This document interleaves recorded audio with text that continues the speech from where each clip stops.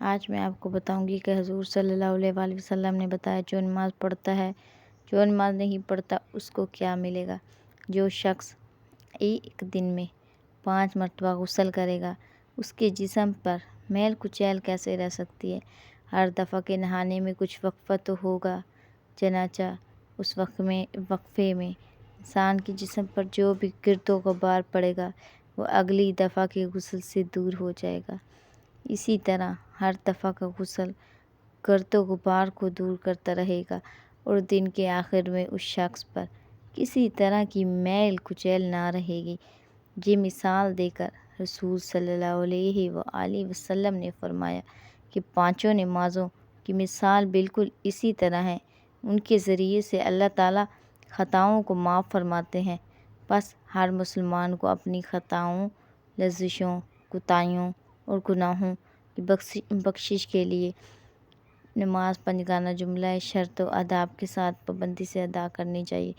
نماز کے بارے میں قرآن مجید میں بار بار تاکید آئی ہے اور رسول صلی اللہ علیہ وآلہ وسلم نے نماز کو مسلمان کی علامت قرار دیا ہے،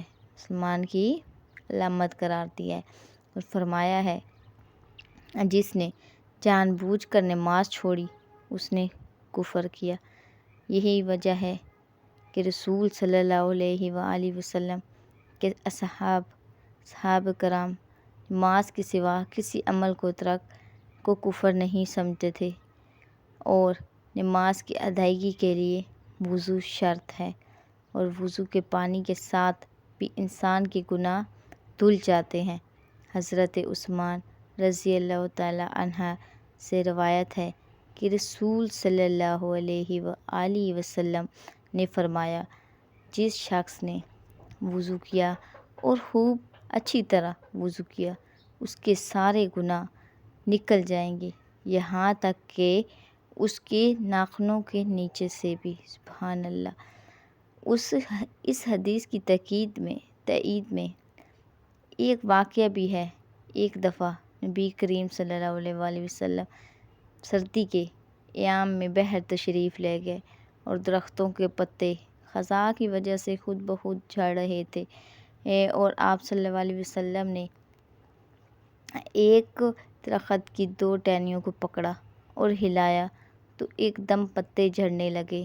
حضرت ابو ذر رضی اللہ عنہ آپ صلی اللہ علیہ وآلہ وسلم کے ساتھ تھے، تو آپ صلی اللہ علیہ وآلہ وسلم نے ان کو مخاطب کر کے فرمایا، جب مومن بندہ خالص اللہ کے لیے نماز پڑھتا ہے تو اس کے گناہ ان پتوں کی طرح جھڑ جاتے ہیں، جیسے موسم خزاں میں یہ گر رہے ہیں۔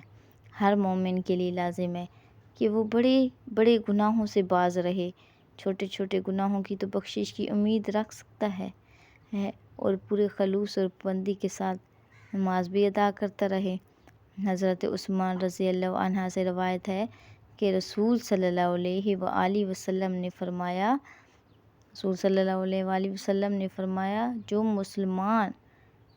جو مسلمان فرض نماز کا وقت آنے پر اس کے لیے اچھی طرح وضو کرے اور پھر خشوع اور خضوع کے ساتھ اچھی طرح رکوع اور سجود کے ساتھ نماز ادا کرے، اور وہ نماز اس کے واسطے پچھلے گناہ کا کفارہ بن جائے گی جب تک وہ کبیرہ گناہ کا مرتکب نہ ہو، اور نماز کی یہ برکت اس کو ہمیشہ ہمیشہ حاصل ہوتی رہے گی۔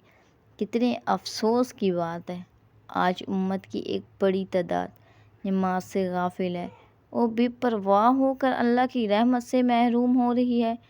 ہر مسلمان کا فرض ہے کہ وہ نماز کی پابندی کرے، اپنے اہل و عیال کو اس کی تاکید کرے، کیونکہ نماز چھوڑنے والوں کا حشر قیامت کے دن قارون، ہارون، حامان، ابی بن خلف کے ساتھ ہوگا۔ اللہ تعالیٰ اپنے غضب سے ہمیں بھی محفوظ رکھے اور آپ سب کو بھی، اس لیے نماز کبھی بھی نہ چھوڑیں۔ اگر میری ویڈیو پسند آئی ہے تو لائک، سبسکرائب کر دیں۔